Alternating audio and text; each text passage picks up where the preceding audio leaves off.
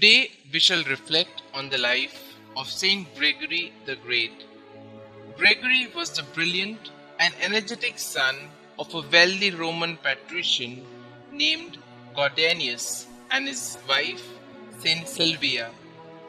At the age of 33, he was already mayor of Rome, but soon gave up all worldly ambitions and joined the Benedictines, whom the invading Lombards had driven from Monte Cassino to Rome.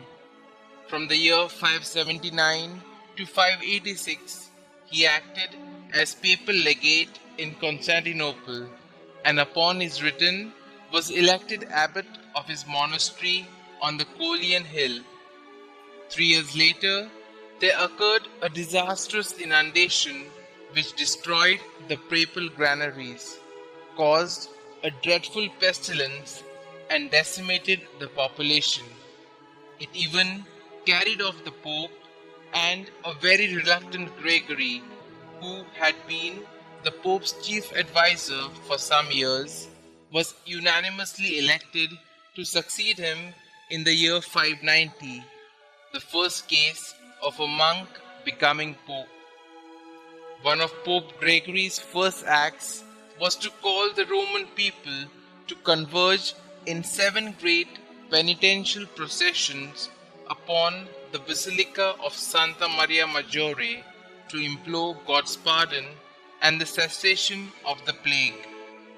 Legend has it that the Archangel Michael then appeared over Adrian's tomb and sheathed his sword, thus indicating the end of the dreaded disease. Gregory ruled for only 14 years, but his work was of such significance and far-reaching consequence that he is considered the most notable pope of the first 1,000 years. His admirable Liber Pastoralis Curae, which sets forth his ideas on the duties of a bishop, has inspired the Catholic episcopate for centuries. Living with monastic frugality, he continued to wear his coarse monk habit on all but formal occasions.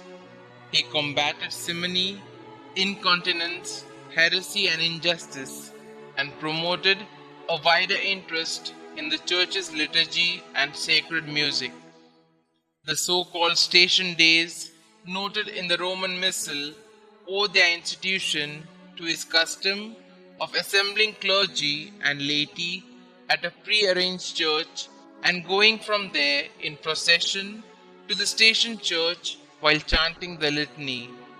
Here Mass would be celebrated and Gregory would deliver one of his popular expositions of doctrine, interwoven with sacred quotations and graphic anecdotes.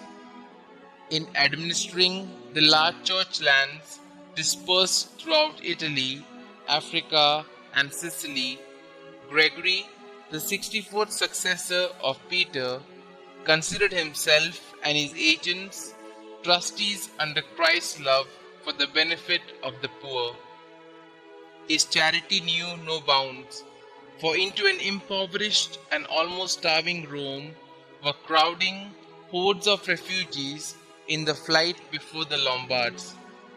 Not until 598 could a treaty be concluded with these Arian invaders, and it was to their Catholic queen Theodelinda that the Pope addressed his famous dialogues, which have preserved for us many graphic and dramatic details from the lives of the saints.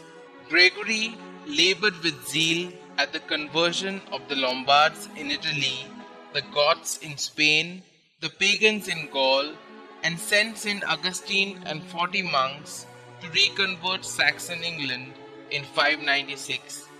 He also arranged for the freeing and education of likely English slave boys who might later return home as missionaries. St. Gregory, who died on the 12th of March 604, is venerated as the patron of singers, scholars, and teachers.